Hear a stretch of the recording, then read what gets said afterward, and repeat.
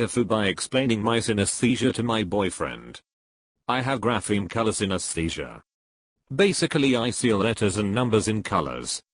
The letter A being green, for example. A couple months ago I was explaining it to my boyfriend, who's a bit of a skeptic. He asked me what colors certain letters and numbers were, and had me write them down. Since then he'll randomly quiz me, and compare my answer to what I said a few months ago. Always being the same-ish as course. He still seemed a bit skeptic, as if maybe I just memorized them really well. Tonight we were laying in bed and my boyfriend quizzed me again. I tried explaining to him I just see the colors automatically when I visualize the letters in my head. I asked him what color are the letters in his head. He looked at me weirdly like, what do you mean in my head? That's not a thing. My boyfriend didn't understand what I meant by visualizing the letters. He didn't believe me that I can visualize letters or even visualize anything in my head. Turns out my boyfriend has aphantasia. When he tries to visualize stuff he just sees blackness. He can't picture anything in his mind and thought that everyone else had it the same way. He thought it was just an expression to say picture this or etc. It's crazy to him the fact that I can picture his face without looking at him, or a banana without looking at it. Now I have a boyfriend that is really upset. He feels like his world is turned upside down, and everybody else has this cool superpower. He's been texting all his friends, and see if they can imagine stuff, and realizing I wasn't pulling his chain. He's pretty upset, and I feel really bad. TLDR tried to explain what having synesthesia is like to my BF, and turned his life upside down by finding out he has aphantasia, can't visualize anything at all. Edit. Oh wow, this blew up. I just wanted to say my boyfriend wasn't being a jerk when it came to quizzing me, it was more of a fun curiosity thing / science experiment. He never thought I was lying. I think it's one thing to wrap your head around synesthesia when you can visualize normally, but it's way harder when you have aphantasia. Whoa. What happens when he reads a book or has a story told to him? My friend has aphantasia. She says she just reads the words and knows what they mean. She just doesn't see them in her head. She has a really hard time navigating, and I honestly think it's because she can't see where she's going. I have a terrible sense of direction, and if I want to walk a few blocks down to the supermarket or something I have to visually walk the path in my head to make sure I'm going the right way. I'm sad to learn something like this exists, and people can't imagine the world of books. I love books, and have actually written 4 really bad novels and have a degree in literature. But when I read I don't see it in my head. It's always just been text for me. When I think of a word, I see the word in my head as text on a printed page, not an image of what the thing represents. I don't have aphantasia. If I try to visualize something I can, but that's not where my mind go. It hasn't taken any joy from reading for me. It also means I'm usually not disappointed by the movie version of a book, since I don't really have a visual in my head of the characters, and I'm okay with however they depict it. It does hurt my writing, as I tend to skip over physical descriptions of the characters, unless / until something about them is actually relevant to the plot. But I've been told I give really amazing descriptions of sounds and smells. I think some of us just aren't visual people. But I promise we can still enjoy the world of books.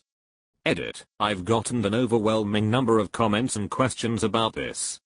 I've tried to answer as many questions as I can, but it's been a little difficult to keep up. Some questions were repeated multiple times, so I'll answer them here. I do not remember my dreams very often, but when I do, I can't really remember much about what things looked like, and especially don't remember people's faces. I remember them more as a list of events that happened. I can visualize things if I make an effort to, but that's not where my brain first turns. Sorry, I wish I could let those of you who have asked read my novels, but they were never published, the files have been long lost, and the hard copies are stored at my mother's house. I'm a fairly analytical person. I work in software development by trade now, and have a second major in philosophy. It's true, I can't say for sure if I would enjoy reading even more if I got the movie in my head effect. However, I think I have a richer appreciation of things like wordplay, the poetry of the language being used, and etc. because of this. A well-crafted phrase will stay in my head for days, giving me pleasure again and again as I remember it. I'd like to think I enjoy literature as much as everyone else, just differently. If I listen to audiobooks or radio plays, I mostly see text in my head. Always new Courier font, black text on a white background. For those of you similar to me, who felt like weirdos, or never realized other people experienced reading differently, and those who have said that you have never been able to explain what reading was like for you before, I'm glad I've been able to give words to your experience and offer my perspective. It does hurt my writing, as I tend to skip over physical descriptions of the characters. My favorite author is Hemingway, and he does this thing where, when he describes a person he just goes he was a tall, average-looking guy. The only thing remarkable about him was that his left hand was double the size of his right or SMTHNG to that effect. He doesn't really describe probably 1/3 of his book's plays in the reader's head alone, and he achieves that exactly by not describing in detail, but only hinting at things with 1 or 2 words. Edit. Murakami is also my favorite author. I love Hemingway as well. For Whom the Bell Tolls was one of the books that really made a huge impression on me as a teenager. I should reread him at some point, because I don't remember picking up on this back then. I have it, and I'm terrible with directions. I have to memorize street names basically. Every time I drive I just have to think, okay, turn left on Apple, then right on 6th, then right on Oak, and eventually left on 82nd. Every time. Everywhere. Out of curiosity, do you also dislike animated shows/movies? My friend is not a fan of anything too unreal, so to speak, and I've often wondered if this was an aphantasic thing or just her own quirk. I don't particularly care to watch any TV at all. I would suppose I prefer real humans to animation. But it isn't something that bothers me. I do have a strong preference for non-fiction books though. Sometimes fiction can be too much, and doesn't make any sense. AI, someone else with aphantasia. Imagine that. Oh. This is just an absolutely savage comment. I love it. I'm really having a hard time imagining what aphantasia would be like. So are people with aphantasia. Stop, you're making me sad. Don't feel too bad for us. I can see the most terrible things, and people can talk about the most disgusting things. I don't picture them. So it does have its uses. I found out I had aphantasia here on Reddit a couple months ago. Somehow I made it all my life thinking people visualizing was just an expression too. Edit. I never would have imagined this comment would have so much attention. Not that I could have. I try to answer questions people post under this comment. This video I found does a good job explaining aphantasia. Edit 2. There are a lot of people in the comments who are starting to think they have aphantasia as well, and I think it might be partially my fault for describing it so poorly. Not everyone can see literal images in their head. Sometimes it's shadowy, sometimes just blurry, sometimes inside their heads and sometimes outside. Sometimes it isn't a literal image, but the idea of one. I have none of those. If you cannot picture an object in your head in any way, then you might have aphantasia. Wait, how did you find out? Do people normally have literal images appear in their mind? I have never been able to see actual images in my head. Not one image with my eyes open or closed has ever manifested in my mind. If you ask me to visualize an object, I can list off the characteristics that is common to them, but I can't visualize it in my mind.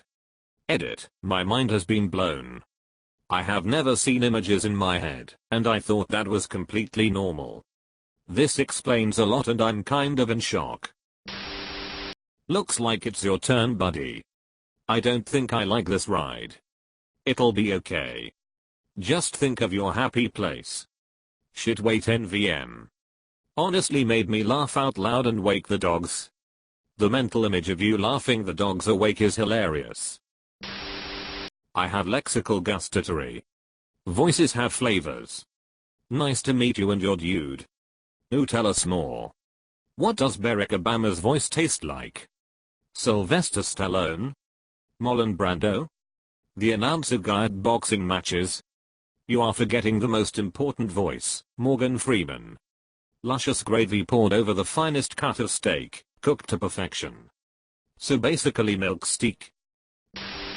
I can't wrap my mind around having aphantasia. I really want to, but like, what happens when you think of something? Literally anything. I always see what I'm thinking of, in almost every situation. It's how I solve problems and use critical thinking. How do you think without seeing? Like if I tell you to think of your house or your apartment, do you not see it in your head? Could you not walk through your entire house in your head, as if you were actually doing so? If not, what are you thinking of? The idea of your house or apartment? Just like yes, I do have a house/apartment. Is that what it's limited to? If I tell you to think of blue, do you not see blue? What happens when you daydream? Do you daydream?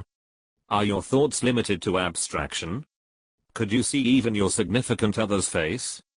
I really wish I could understand how thought processes work with aphantasia.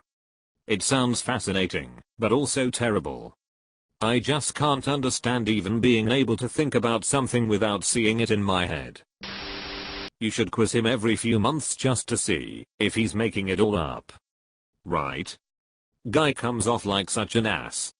I'm not surprised he's found something new to be upset about.